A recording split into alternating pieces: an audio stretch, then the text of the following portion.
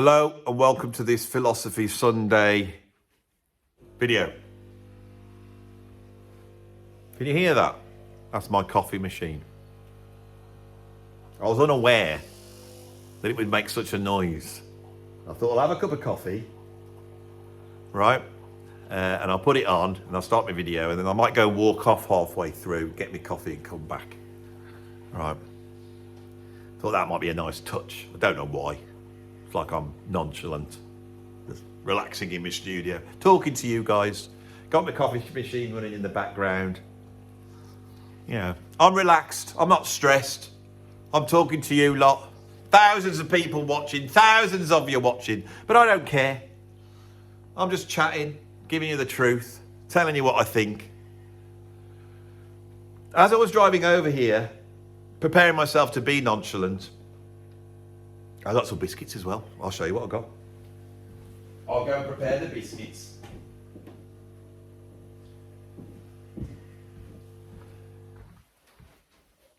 Custard creams in a jar. Now these are just, I mean, they were 40p for about 500 of these. Can you hear that noise? Is it really that noisy? I've never known you make that sort of noise before.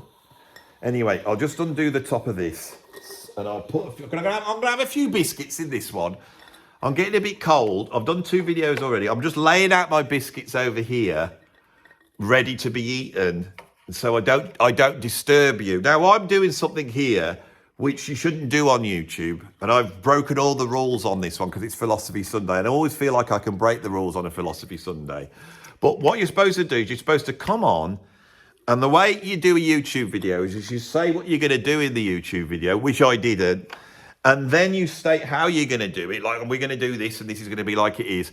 Then you do it, and then people get what they want. They see the clickbait title, they see the thumbnail, they go, I want a bit of that. Now, there will be a clickbait thumbnail and title, but the secret is I'm just going to talk now, and then whatever I talk about, I'm going to put a contentious aspect on to what I have just spoken about. Try and get a question mark in there, ask a question, push some buttons and get it so you've clicked on. Now you've clicked on here and you're not getting what I promised. So some of you will have clicked off, and I know that because what I'm doing on this is I'm not doing it the normal way. I'm messing with you. Gonna get my coffee now. Keep watching. I have done this many a time before. Many a time before I have done this on this channel. Where I have played with the genre of the music YouTubers talking head video. I'm messing with it at the moment. You're basically watching someone preparing to have a nice cup of coffee, there it is, and some custard cream biscuits, which I have laid out in a very organised row, which I hope you appreciate there on my laptop. Look at that, ready to go. That's going to sustain me through this video. And what is this video about? Does Andy even have an idea what this video is about? Do I have an idea what it's about? I'm a bit high up, aren't I? What am I doing at the moment? What's the point in all this? Why am I exposing the workings of this YouTube video to you? Why? Because I want you to know about it. Why do I want you to know about it? Because so you become aware of it. I've spoken about this before, this sort of Brechtian approach to creating art where you expose the mechanism of what is going on, right? And you become aware of it. Andy's in the room, he's talking to me, he's got a cup of coffee, he's got some biscuits. Has he got an idea of what he's talking about, or is he just making it up? Is he trusting the fact that he could just talk about anything now, and yet as long as he then goes away and gives it some thought and comes up with some cool, you know, thumbnail, vaguely comedic, with big typeface on it so I can see it, that asks the question that I wanted to be answered. And I've clicked on it and I'm here now. Now I'm here, I'm committed to it. But then, you know, a lot of people, the shallow ones who went, oh, he's not talking about anything, that clickbait title. If you're not going to talk about it, I ain't going to watch him. But they've clicked off there. So what is he left with now?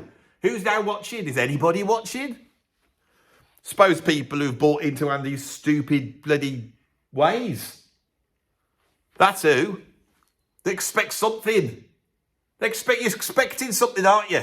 You're waiting. You're expecting, what is this about? Well, the title's there, right? You've seen the title. You're in the future. You've seen the title. You know what it's about. You know more than I do. You tell me what it's about. Go on. Put in the comments now what you think it's about.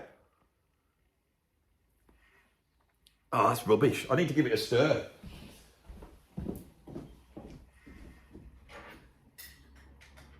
Give it a good stir. Forgot to give it a stir because I was too involved in this video. Well, sort of involved.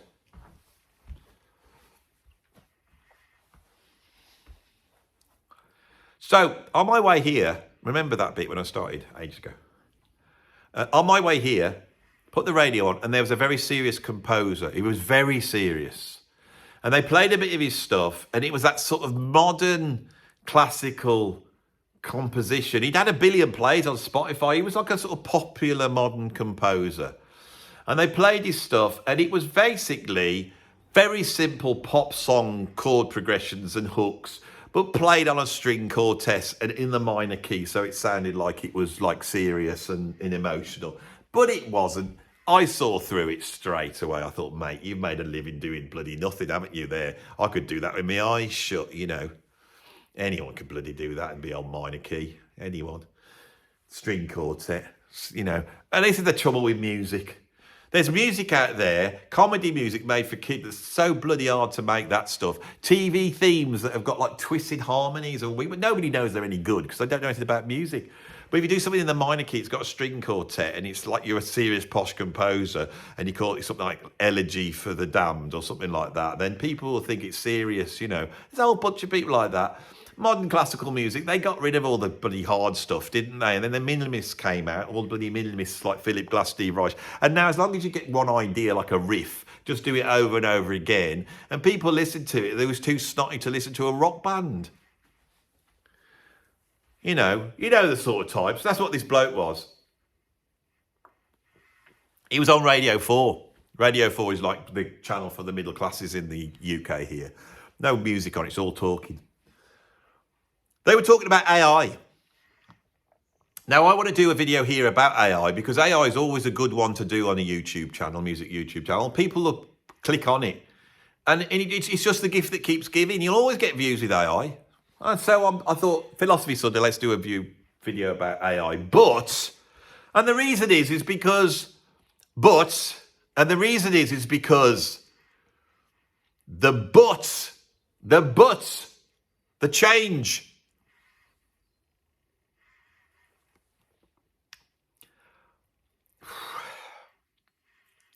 Doing stuff that AI isn't going to do. Is AI going to do this? AI can only do this if I've done it first. I know what Andy's doing now. He's just letting it all hang out. He switched the camera on. He's going to make a point about AI. That's AI there. Taking note. He's going to make a point about AI, but he's going to make a point about it by doing something nutty that only a human being could do. I'm a human being, and I believe that only I can do what I'm doing now. You may think it's rubbish, and you may think it has no actual meaning or content, but does it have to? Does it have to? Isn't it just the fact that it's a Sunday afternoon and you're a bit bored, you've gone on the internet, and you thought, I'll click on Andy, because all I really want to do is switch my brain off a little bit. And he witters on in the background, and he talks, he says some funny stuff every now, but I don't really listen to him, really. I just have him on in the background. It's like this bloke that just whines on in the background, and it sort of makes me quite comforted in a way that he's on, because without that, it's like it'd be silence. And that silence is like a black empty void that envelopes me in its melancholic doom. I can't have it. I need somebody wittering on in the background about nothing. That's what I want. And he seems to talk about this thing as well. I mean, 1 minute he's talking about biscuits. The next minute he's talking about quite deep philosophical things.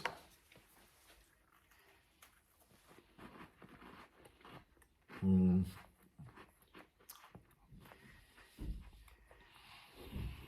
go wrong with the custard cream.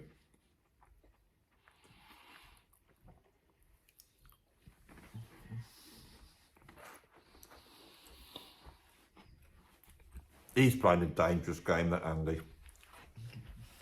Dangerous.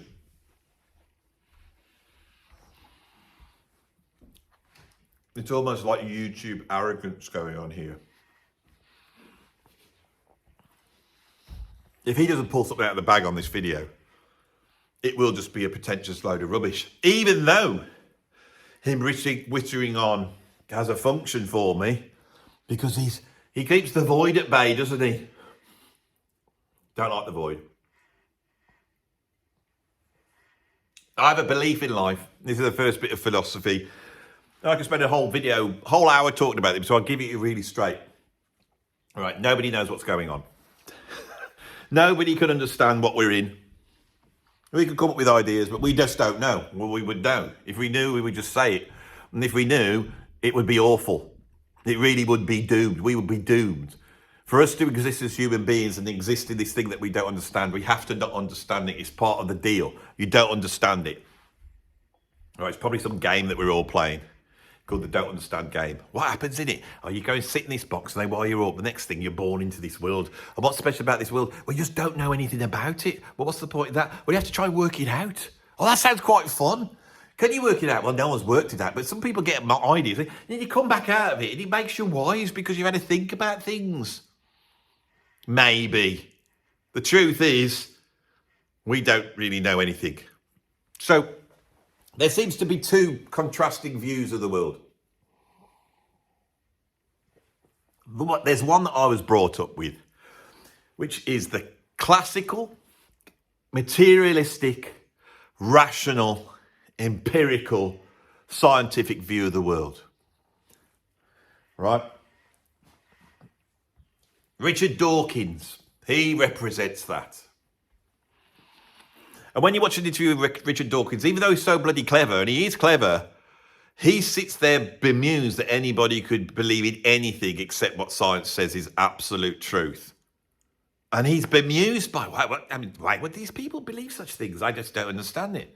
Really can't understand it, because he totally lives in that way of seeing the world. And he's right. That materialist view, that's all we know. If you want to know about something, the only way of knowing about it is science. The rest of it's just guesswork or superstition or dogma or people's, horrible opinions being put into some sort of reasonable set of rules so they can beat other people up with their absolute morality. All the bad stuff comes from that. Keep your mind open. Just empirical evidence. That's all you need. Don't need all this religion stuff. Now, what the materialist state, this will have something to do with music, believe me. What the materialist state is that's all there is. What is there a meaning to the universe? Well, no, of course. Why would there be a meaning? If there is, we just don't know what it is. Now, there's the problem. If there is, we just don't know what it is. The materialist places their faith in the fact that they believe that their materialist view of the world, of the cosmos, of the universe, applies everywhere in all time and all space. That they can rationally understand everything. In other words, that the universe is out there, it's the material world out there, and we can study it, and it doesn't change. There's no such things as fairies and miracles, or God or anything, because for that to happen, the world would have to fundamentally change, and it doesn't change. There's no miracles. There is just what there is. There's miracles, but we discover them. We understand why they're miracles because we understand the materialistic scientific view of them. And so the world is just this big mass of material stuff, right? And as soon as you accept that, you go, so how big is it? Oh, well, we don't know really. Is it massive? Oh, it's definitely massive. How massive? Don't know. I mean, it could be really, really massive, or it could go on for forever, couldn't it? That would be two things it could do, couldn't it? Yeah. Both of those seem impossible, don't they? Yeah, they do, sort of. I mean, the idea that we're going to go to the edge of the universe and go up to the edge now, can't go any further than that. That's a bit weird. The idea of it just goes on forever and ever and ever and ever and ever and ever. How could it ever do that? Because it doesn't make any sense, does it? And what about time? I mean, time. What is time? Well, I don't really know what that is. So time is. I mean, does it start? Well, we think so. It might have started at the Big Bang. Time and space was sort of came into. What happened before then? Well, there wasn't any before then. Well, that seems weird, doesn't it? Will it go on forever? Oh, we don't really know. I mean, logically, no. So it will end, and what will happen then? Oh, we don't know really. And how do we know all this? I mean, it's my consciousness. Is that what is consciousness? What makes consciousness? Well, your brain is the materials in there. That doesn't make sense though, does it? Well, it does. Yeah, it doesn't though, because it's like I could go to sleep and have a dream. And what's that world that I'm in? And my mate, he brought his drone around the other day and I put it on. It was ridiculous. I got these big 3D goggles on and it flies up in the air, it's flying around. It's like I'm looking down on top of the house. Like I was having an out-of-body experience. Was that an out-of-body experience? No, that was the drone. But where was my consciousness then? Where was it? Well, it was inside you. But it was above the house at the same time. I know it. Well, it was above the house. Well, how can my consciousness be above the house? In me, it means that the house is in me. Well, the house is inside you because it's all inside your consciousness. So the whole world's inside my consciousness. Yeah, but you said the consciousness was created by the world, and now you say it's the other way around. Oh, just shut up, you. Just accept our materialist view. Yeah, but your materialist view is just full of this emptiness, this infinite black emptiness that I can't explain. It's the void. And you know something? On a bloody Sunday afternoon, when I'm not at work, I sit down, I think I'll have a bit of a lie down because I'm getting on. I'll sit down on my bed, I'm sat there, and I start to think about this stuff. My mates don't think about it, I do. And it starts to terrify me. It's like the void. The void, it's like, I think, what's the point in it all? What is the point in all of this? Doesn't matter what I try to do. In the end, I will get older. All I've got to look forward to is becoming iller or dying, right? Everything I've worked for will fall apart. And in 300 years' time, it will all have rotted away. And me and my family and everything that was meant to something to me will be gone. And there's no afterlife. There's no God. All there is this material black void, right? And that material black void invites me to think about it. And I don't want to think about it. I'll be quite happy to sit here like everybody else in my sort of ignorance that is bliss state. But I can't, because the black void comes out like tentacles and it drags me down. And then it starts to say, there's no point in absolutely anything. Why are you bothering?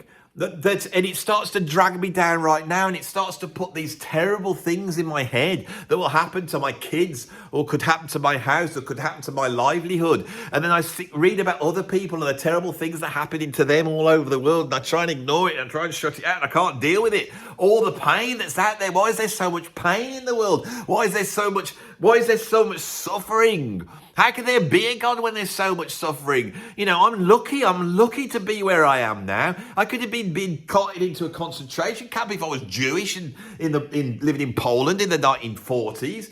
But I'm lucky I live in England and it's like, it's all nice here and I've got cups of coffee. I've got me custard creams.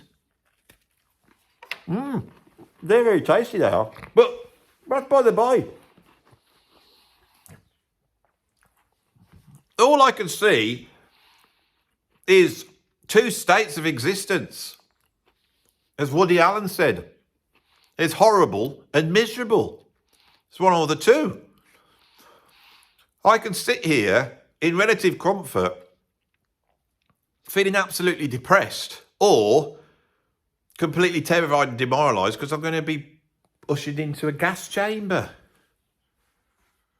I mean, what is the point of it all? I can't deal with it. And the thing is, because I think about it all the time, every time I switch the TV on or put my phone on or my computer on, they're all spouting it all the time. It's just coming out and I have to look at it. That Andy Edwards is terrible. He just makes stuff up, he does, that bloke. But he always, even though he's supposed to talk about music, he doesn't talk about music. You don't like Rick Beato. Rick Beato only talks about, and you know where you are with Rick Beato. Andy, you don't know where you are with that bloke, right? And he always comes up with some thumbnail, and there is always death. There's always death. There's always negativity. It's always the thing that annoys him. It's always the thing that's the worst thing. It's this and that. And I think, why is he doing that for? Sometimes when he talks about positive stuff, it's really uplifting. But then he does all this negative stuff, and I have to watch. Everyone watches that. Nobody watches the philosophy ones. You can tell when he's doing the philosophy ones, he doesn't bother. He just comes out, drinks cups of coffee, and eats biscuits, and just sits there relaxing. It's like that's his day off on a Sunday. No one realises it. It's his day off video on a Sunday. But they're the good ones, because when I'm sat there on a Sunday afternoon and I'm getting I've got the tentacles of the void enveloping me and grabbing me and about to pull me down under, he starts talking about nonsense, and his voice seems to just argue back this horrible voice. And I think, oh, he's up to something now. And even when he's talking nonsense, it's quite funny, because you can tell he's annoying certain people that are sure in their ideology. You know, those types, the religious types, or the sort of virtue signaling identity lot on the left. They're both the bloody same, those are. And they believe in something, they believe in right or wrong, and you can't budge them on it in a way. I respect them for it. I wish I could be like that, but I'm not. I was brought up as a sort of materialist, Richard Dawkins type, and that's the way I see the world. I wish I could believe it was all about privilege, and as long as I virtue signal that I'm not a racist to everybody and put all the right things on Facebook and say that Trump's a Nazi and say that BLM's great and all these things, if I just put all that up, everyone will see I'm a good person, because I must be a good person, but I don't believe in any of it. That's the problem. And he doesn't believe in any of it. You can tell he just comes on, winds them up.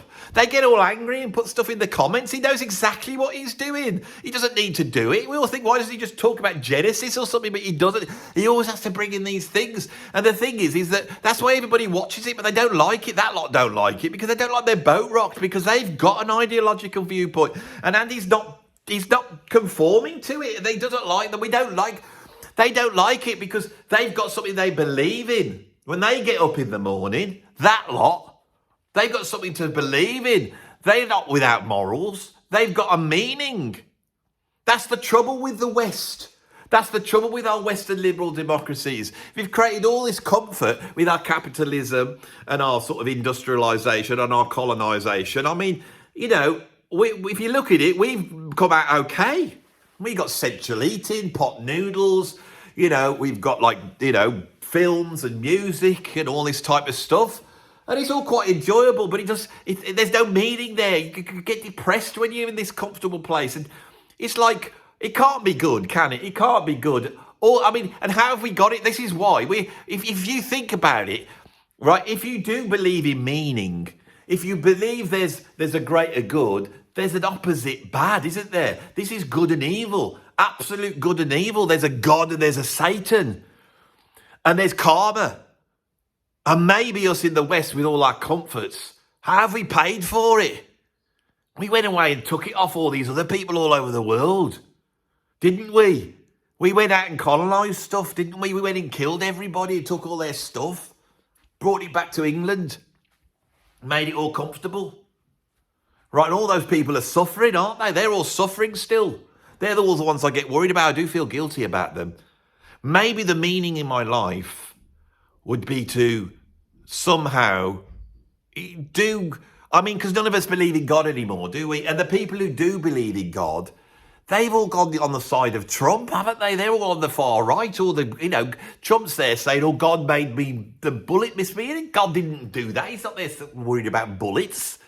God's not worried about stuff like that. He's worried about much bigger stuff, like, making sure galaxies are going round and stuff like that. That's what God's got to worry about. Obviously, he knows about Trump's going to have a bullet. Maybe he went, but I would have thought, because Trump's a bit, he doesn't say all the nice things. He's not bothered about all this stuff that people have gone off and done, does he? He doesn't care about it, does he? He doesn't care. And so Trump, really, would God really make the bullet? I don't think it's God. I think it's somebody else. I don't know. It's really weird, this is. The thing is that really, I could find a meaning in my life without God. What I could do is work to appease the crime of my culture's colonial past. That's what I could do. How would you do that? I don't know, really. Because they're all dead, aren't they? The people that we did all the nasty stuff to, they're all dead. I don't know, but maybe the people who are descended from these people, maybe we could be nice to them now.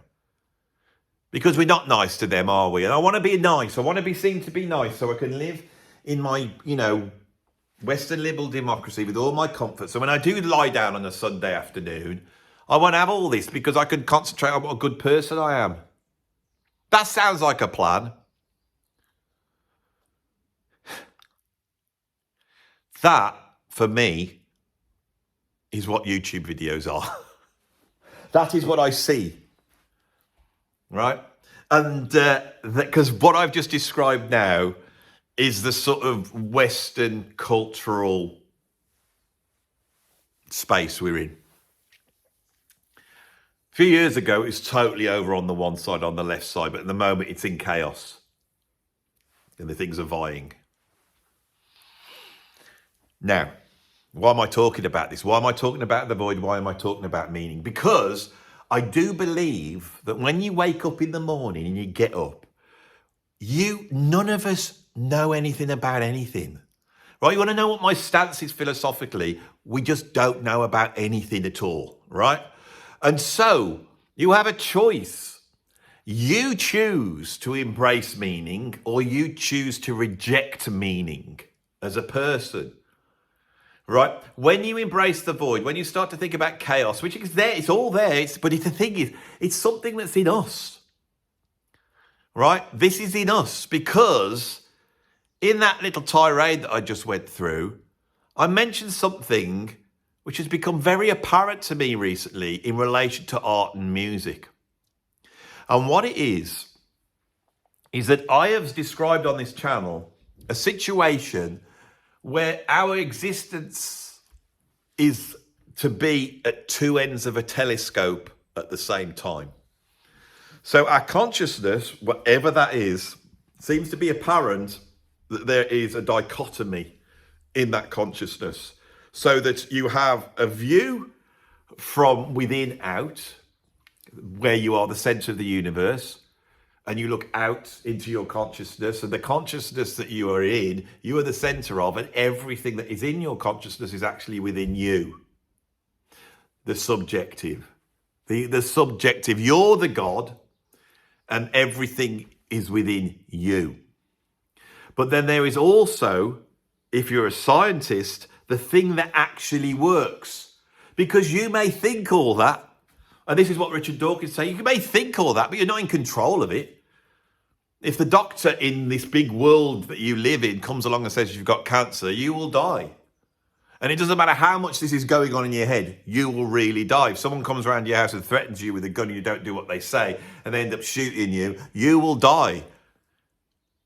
Right? So you have to realize that the material world is out there. It's not in you, it is out there. And you have to measure it. The only way you can see it is to realize that you are a tiny speck in this huge universe. That's what the void is. It's your realization that you are a tiny speck in the universe. And if you step back and realize there's a tiny speck, you can get the view, which is like the view that you had, but it's not your view, it's God's view. But we don't believe in God. We put ourselves in the view of God. We step back and we put ourselves in that position and we look at it and we go, what can we see objectively? Oh my God, we thought it was like this. We thought the world was flat, but it's actually round. If you step back and look, the world's round and there's time and space in it and they can be measured. My God, and if you do this here, if you do this here, it has a reaction here. And every time you do that here, it has the same reaction, does it? Well, yeah, well, take out all the anomalies. If you see, take all the anomalies, every time you do that, it has a reaction there every single time. So we can say that if you do that, that will happen. Oh, we can build some bloody knowledge out of this. This is really, really useful. We can create this material. Now, what we have here is a huge dichotomy, haven't we? We've got this huge dichotomy of our existence and our consciousness and how they work. And you won't make them work. They're two things. On this channel, every Philosophy Sunday, I basically come on and I say this to you. The way it seems to us as human beings is there's these two things. These two things are so big and all-encompassing that they could be two different things or two the same things. But there's always two things. There's always two things, and we can never quite marry them up. And all the ones that are over here seem to be collected together by this thing that I can't really explain, but they're here. And then there's this one bit here, and I can't explain that either. But there's these two opposite things, and we all seem to be confused over these two things. All of philosophy is trying to nail these two things, and or that I then make the statement that I think art tries to bring those two things together. And we could discuss, and this is another video which I'm not going to get into here, on how art and music does that, how that brings that together. But what I'm interested in on this video, and this is what I wanted to talk about, because I did have a reason for doing what I'm doing, and I'm writing it now, and we're in there now, and I'm in the flow, and we're moving towards it. We're moving towards the thing that I'm about to say in this video, and I'm not too sure what it is, and you're not too sure what that is. That is because at the moment, I've got myself into a state where I'm talking and I'm thinking and I'm talking and I'm thinking. I haven't got enough time to think about what I'm saying. I've prepared my whole life for this moment right now. I am in the eternal now, talking to you right now, and I've unified something. And when I get into that state, and you could get into this state too, anybody could get into this state, but the unique thing about a YouTube video like this is it forces you into this state if you use the technique that I've used for the last 3 or 4 years that I now think I'm getting quite good at. So I'm getting good at this. I'm getting good at being able to stand here in front of you, even though I'm filled with self-loathing and anxiety, and I do not have faith in myself. I have enough faith in myself that if I sit and talk like this to you, I may be able to say something that I am not clever enough to think up. That there is a greater wisdom in getting on this wave of the eternal now and unifying me being in the presence talking to you and the consideration of everything that's come up to me, but without the censorship of this thinking, is that right or wrong? So we're just talking and I'm moving towards something and I don't know how to get there, but I'm going to get there in a minute. And what it is, it's based upon this idea of our consciousness, and the fact is that it's unfathomable, that fundamentally the very thing that we exist in, the very thing that I'm riding right now, rather than running away to a part of that consciousness which just lives in the past or the future, or trying to switch my brain off like some middle class, artsy-fartsy type who wants to be mindful, right? And that means they're just going to worry about their sandals and their joss sticks and the way the smoke is wafting and not how to pay the bills. And we know none of that works. What's the answer here? What is the answer? What does music do? Music does the same thing I'm doing now, especially improvised music, especially experimental music. Not what that composer said, not that type of music. That's commercial music. But what's he worried about? He's worried about AI. And what is AI? AI is the computerized digital emulation of what human beings do. And it's gone beyond just rational, empirical, scientific knowledge. It's now in the realm of doing things that we think are creative. It's doing creative stuff, and that's a threat. It's a threat. They're training the AI on musicians. What musicians do, they're training it on. And there's no copyright that can control this. The music industry will fall down a pit. And the musicians are all panicky about it. And that is the thought I had. I sat there and thought, this millionaire composer is panicking because this could come along and do what he's doing. And I thought, yeah, it could do what you're doing, because what you're doing is not that hard. And the reason why it's not that hard is nothing to do with technique. It's nothing to do with knowing loads about harmony. I'm sure the bloke does, and he's a proper musician and knows all that. What it is that to truly create art, you have to get into this zone where you don't know, and you have to let the thing come through. And that thing is the embodiment of both ends of the telescope. It's the embodiment as you, as a human being. Now, the one thing we know about human beings is every single human being that we know is unique in every single way. Nobody looks the same. Nobody has the same personality. Nobody has the same life experiences. Nobody has exactly the same DNA or genes. We are all absolutely unique. That message that came out in the 1960s that we're all a rainbow is not quite right, and I debunked it a few weeks ago. But we are all unique in our own way. We are our own unique self. And the thing is, that's what's interesting, is if you were to take what you're looking at the moment, which is me, Well, you're looking at light chemicals flashing on your phone, but it's an emulation of what I was doing in the past. Think about it. I'm doing something else at the moment. God knows what I'm doing, but you're listening to me doing this at this moment in time. This is modern technology. This is the evidence that our consciousness does not exist where we think it does. It's all over the place, and it exists in all sorts of different packets, right? And these packets of consciousness that exist all over the place, you know, it's like you go home, put the television on, there's a comedy show, you're watching it, you're laughing your head off. Everybody in that show's dead. Everybody laughing is dead. The laughter track is actually a recording of other people that existed before that comedy was made, that were recorded laughing at something else, and they're all dead, right? And you're laughing along with them. And your laugh is that echoey laugh into the void, and you will be dead. And maybe somebody will be listening to you laugh in the future. Who knows, right? This is how consciousness works. And the thing that's really interesting, and I've covered this on another video recently, and I'm going to really try and nail it on this video, is if I go into the very being that I am, right? If you go into the atoms I'm made of, those atoms are full of the infinite. They are full of a whole universe. And our materialistic empirical thing that seems to embrace the void discovers a void in there. And at that microscopic level, the void and rationalism breaks down.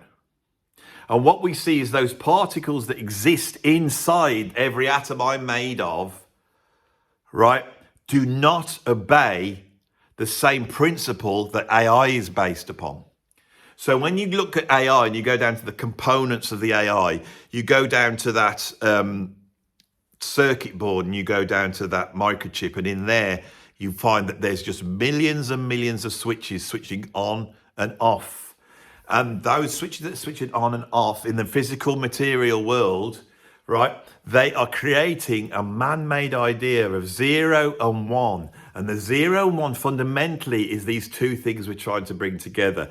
And by creating zeros and ones and manipulating them, we can get what seems like reality. But it's not reality. And the reason why it's not reality is because reality is not made out of zeros and ones.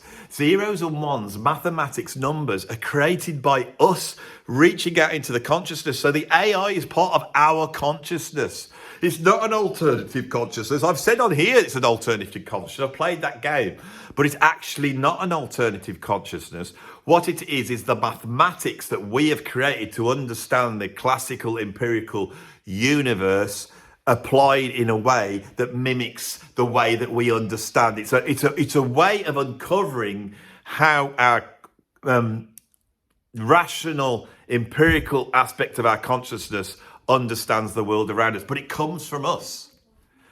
And when you go down to a human being, the big difference is that we are not made out of zeros and ones.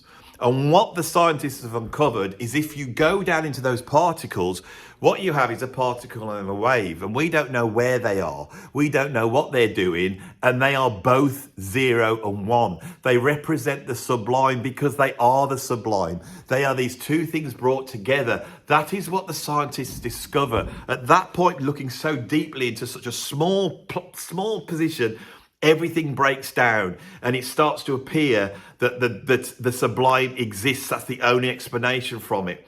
Now, this idea I've been watching various scientists who are looking into quantum physics. Now, I don't understand quantum physics, so I've got to take their word from it. It becomes faith. This is the new faith. This is the new religion. When they say what they say, I have to just accept it because I don't understand it. And what some of them are saying at the moment is that 0 and 1 discrepancy, you know, that thing where we cannot predict where the particle is, and the particle here can be wiggling around and affecting the particle that's on the other side of the universe. Everything breaks down, all that thing. There's no 0 and 1s really. There's no zeros and ones. It's because particles, what we're made of and what are created by a thing called the quantum field. And the quantum field, some people are now thinking, is what creates our consciousness. And that means if the quantum field is creating our consciousness, that the mathematical numbers that create AI and the computers and all that are contained within that. And if you go down into the very cells that create us, into the very atoms, you will see that those have been created by the quantum field. The mathematics is abstract and doesn't exist. The things going on in a microchip are abstract and doesn't exist. Right now here, I'm at the limits with my rubbish little brain. I got to be honest, I'm saying this stuff now and I don't really know what I'm saying. I'll be honest with you. I don't know about this stuff. I wish I could pretend that I did. I'm a musician, I'm a drummer. But when I'm faced with that and I watch this stuff and I listen to it, I go, oh my God, there's a fundamental difference between AI and me. And creativity, if you understand AI and can creatively grasp what it means, it actually provides for you the area to look into your conscious that shows you the value of creative expression now. Now, the value of creative expression in the 1960s was then, right? And it changed. The culture changed in the 1960s. And suddenly they were valuing other cultural things. The establishment didn't understand it. I've been talking about this on another video. If you look at the Grammys and you look at what was getting best album throughout the 1960s, they had no clue about what was going on culturally in music. There's no Dylan there. There's no Beatles there until Sgt. Pepper. Once they discover it's too late, and then they just go back to giving Grammys out to Billy Joel and bloody Simon and Garfunkel. They don't understand any of this. The establishment doesn't understand it. The establishment looked at all those hippies and what they represented. They saw it as chaos. And in a way, it was chaos, but it was a new type of chaos. It was a redefining of culturally where we were going to put our focus. Suddenly, the creativity existed there. The creativity in the 19th century existed in salon painting, and these painters painted in a specific way. And if you were doing a portrait, that portrait was of more creative value than a landscape, because portrait in itself had a greater creative value. And that's how that worked. And then modern art comes in, and suddenly landscapes are more important. That's a massive big shift in creativity. The modernism comes in, and modernism is basically a rejection of everything that went before. Right, it is going, all we've got is form and function. We're going to get rid of everything else, right? And that's a certain cultural thing. And then when you get to the 1960s, it's a mixture of free expression and expression by voices that we haven't heard before. It's an opening the door, going, come on, other people tell us. And that is so important. But those ideas, as I've said over and over again, have atrophied. And now they've created an ideology in our culture, which is like at breaking point. So that composer who is able to make a lot of money making very simple classical music that apes popular music and has the sort of cultural feeling of being of worth because it sort of points to things that the establishment seem of value, is terrified, because this guy knows that what he's doing the AI can copy.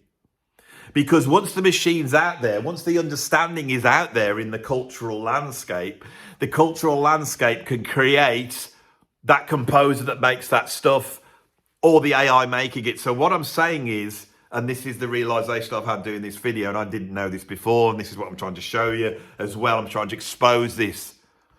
The mechanism that creates most music, the mechanism that the established music creates, the music that goes up on Spotify, the music everyone listens to, the machine that we criticize that doesn't allow for actual expression and just does the cliche and everyone buys it. There is no difference between that process that produces the music that way by human beings and the same process that AI uses. It's identical. The art that he's creating is not art, right? And this is the big breakthrough of realizing this. Is we need to work away from the ideological dogmatic idea that came in with modernism and postmodernism that everything is art. We now have to go to the opposite of that to be truly groundbreaking and avant-garde and go, very few things are art. And you are only really doing art. You are aiming at trying to create art, but most of the time you are not creating art. And the only way you could create art is to get into a place where you do not understand what you are doing and where you are trying to state something which is beyond what you could say, reaching in to the future, cultural future, and trying to reach out and trying to direct it and you don't know. You are just saying, maybe it's this and maybe we should go over there and maybe that's where it is. The very same thing that some shaman-esque character 100,000 years ago, right, that opened the door to the civilization, the comforts that we all have when they were living in some hunter-gatherer society, and they were aware that something bad was going to happen. It was going to wipe them all out. But some weird shaman, for a reason they didn't know, just having this creative feeling, not empirical scientific feeling, but a creative feeling going, things aren't right. And I don't know what's right. I don't know. And having the charisma, which is what a creative person also has to have, the charisma to turn around to the group and go, I think there's something bad going on here. What do you mean? I don't know. Well, we trust you because you've got charisma. In the future, we'll have celebrities and we'll trust what they say. And when they say to vote for someone, we'll do what they say and then we won't. But that's in the future. What's happening now, mate? Well, I think something bad's going to happen. What do we need to do? I think we need to get all the people in our commune, all these people here, they need to gather all their stuff and we have to walk that way. And what's that way? I don't know, but it's going to be colder and it's going to be horrible. But we've got to go there. And what will we do when we get there? Well, we might meet some Neanderthals, which will be like a completely different type of person to us. Or what we do with them? I know, have sex with them and then kill them all. This sounds like a plan. Come on, let's get going. And this, the things that make human beings, the very specific story of human beings and how we arrive at where we're at, is directed by creative people. Creative people aren't painters or artists. They're not musicians. They're shamans. They're people who have a vision. And that's what we have to become aware of. And the means doesn't matter. Rock music, guitar solos, all this stuff that we do on here. Music does something. Music, sound, creative sound, organized creative sound does something really powerful. It's different to the written word. It's different to storytelling. Because music's magical. Music is the real magic. People say there's no such thing as magic. Music's magical. It's transformative. Right? And I think the reason is because we're actually living in this world. And it is vibration. It is all this stuff. That's what our consciousness is. And sound, that vibration is different to an electromagnetic vibration. We're sensitive to it in a different way. It's closer to us. It's closer to us, our form. It's closest to us, to our humanity. And because of that, when we close our eyes and listen, that sound gives us another view of the universe, which is deeper. If anyone watches the video I did with Stanley Jordan, he says this, that we tend to try and understand the world with ease. But once you start to understand the world with this, you close your eyes, you get a different view of the world. And it's more magical. It's closer to the essence. If somebody looks at a photograph of Paris, they get a certain very narrow snapshot of it, even though our visions is so powerful to us. But if you were to put a stereo recording and close your eyes and have someone walk through a Paris, you would get a much more realistic view. It's empirically more powerful, but it's much more aligned to magic than it is to truth. That's what music does. And what musicians need to do in the future is they need to aim at that. And this is through switching off the machine that is creating music. And that is what is happening at the moment. Culturally, the music industry is now shutting down. The machine that did this and created all this incredible stuff and played its part culturally in the 20th century marching through, has now done its thing and it's shutting down. And what musicians need to do is that they need to realize that is shut down and it's massively positive. And there's another way of now making music and all bets are off. Forget about everything you know, because the album and the songwriting and the band and this and the celebrity and everything that we hold precious is basically holding on to the same mechanism that AI will be able to emulate. That is what AI is copying when it does that. Now, if you step back now and think about what AI is going to do in terms of creativity and realize that human beings can actually not be worried about this, because we can step back into our own individual humanity and have faith in it, right? Then we start to see that the true terror of the situation at the moment is musicians. And this is what I felt listening to this bloke on the radio, why I reacted so against him. I thought he is a very rich, very successful classical composer. And the reason I didn't like him was because they said hello. They did a big introduction to him, and he was all like, yeah. I'm like, this is the so-and-so, and he's very successful. He's had over 1 billion streams on Spotify, and he makes classical music. That's what it sounds like. All sounds very artistic. And they say, we'd like to welcome you to the studio. Hello. And he went, hello. So what do you think? Well, I think there's a bit of a problem. And I just thought, oh, God, this is the music industry. This is what's always been. Bloke doesn't really mean it. He doesn't know it. He's moaning, as they all are, because their position of privilege is being challenged. That's what it is. Everybody in the industry is like this, right? There's another way of doing it. But you have to let go of everything you know, because we are going through a cultural shift at the moment. Now, what I've tried to do on this video, right, is put you in a place and put myself in a place where we did not know. I did not know. And I've tried to use this means, this new means here, right, to get on the wave and surf my way through to a point where I go, today I managed to just uncover this new tiny little bit. And tomorrow, maybe I can do it again. Or maybe I've got to do a couple of videos that pay the bills where I go through the most annoying bass players in history. Who's the most annoying bass player in the whole history of music? Flea, is he number one the first thing? I'll put him on the list, Flea. I mean, I can start doing this now and you all want to watch it. I want to watch it. I might have to do that. Flea's definitely going to be. Who else is annoying that plays bass? Well, there's Chris Novoselic, that bloke out of Nivea. He's not annoying, but you don't remember that thing when he took the bass up in the air on that award ceremony, he banged him on the top of the head. He looked like a right idiot, didn't he? I could put that in there. That's a nice story to tell. Maybe show a photograph, even a bit of video. People will love it. They'll be around it. They know it all already, but having it all collected together, that's a great thing. That's what YouTube does. That's what pays the bills. But within this, right, within the paying the bills, in the old days, it was like being good looking, standing up, taking a photograph and being a pop star. You had to be a pop star to be in the running, to be able to make music and make a statement. And very few of them could do it. Most of them were just pop stars. Few of them could do something that was profound and change society. Bob Dylan being the man, the most unlikely pop star. Bob Dylan didn't want to be a prophet. He wanted to be Elvis Presley. He wanted to be Elvis Presley, but he wasn't. He was something else. But he placed faith in himself. And he loved folk music. He loved Americana, and he loved Woody Guthrie, and he loved Leadbelly.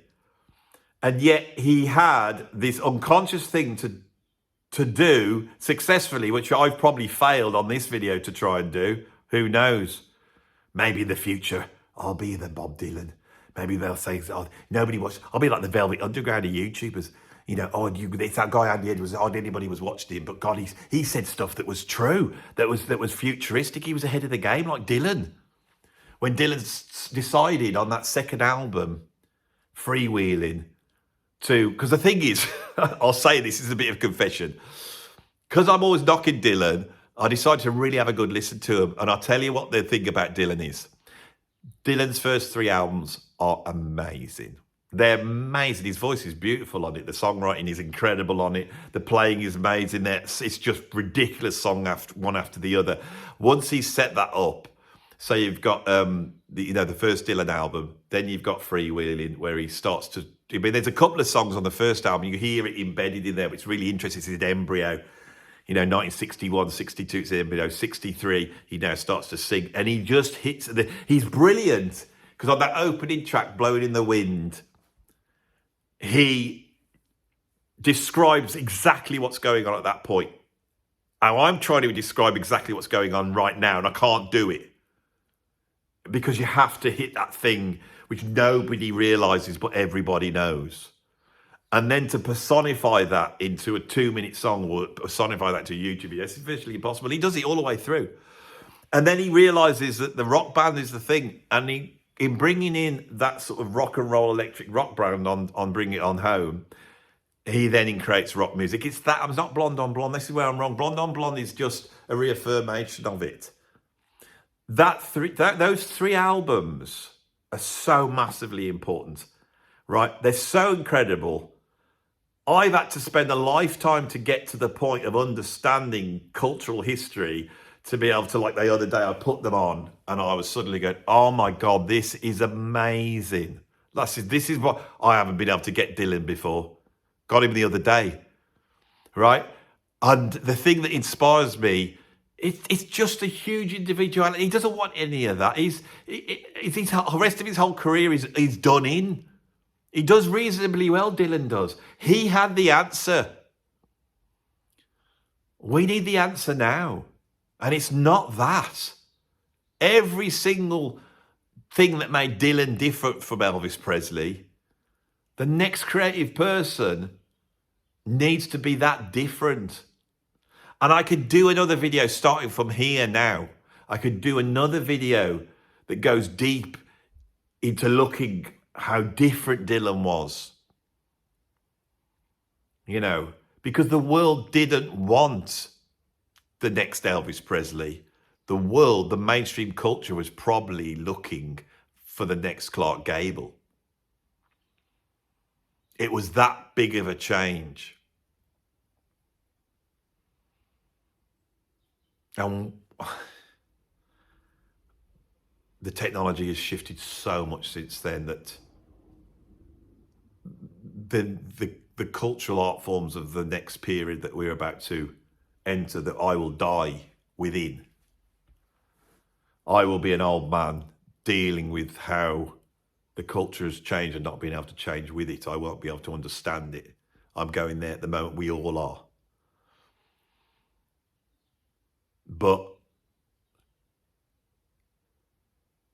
perhaps